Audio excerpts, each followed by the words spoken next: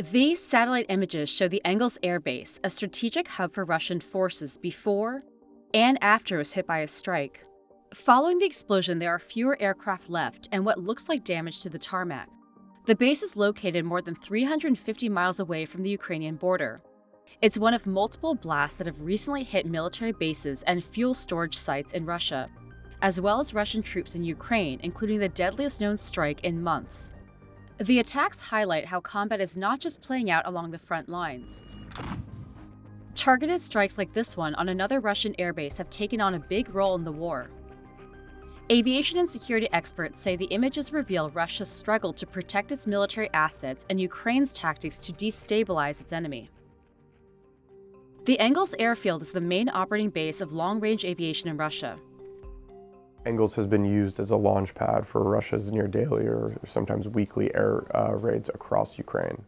In these satellite images taken in early December, more than 30 Russian warplanes can be seen at the base. That includes 19 Tu-95s, strategic bombers capable of carrying nuclear weapons. Aviation experts from Janes, an intelligence firm, and CNA, a security think tank, analyzed the images.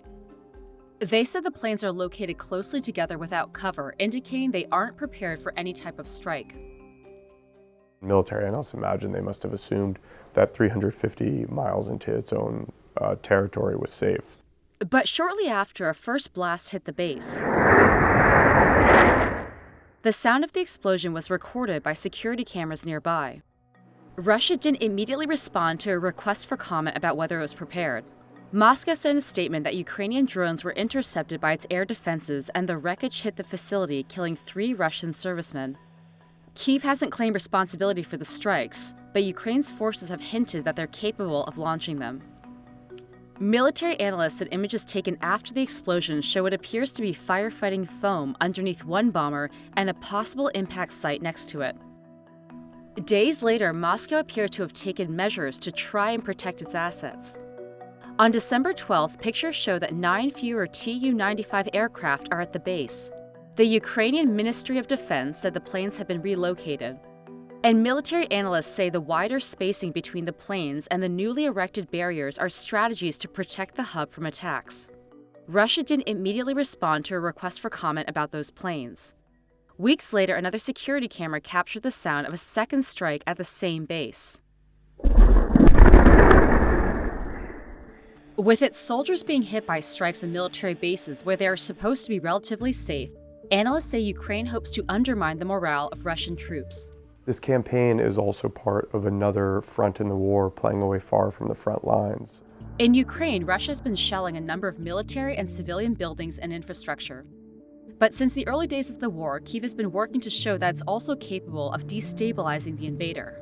In April, Ukraine hit the flagship of the Russian Black Sea Fleet, the Moskva, sinking it, which was the first big shock that Ukraine could do this.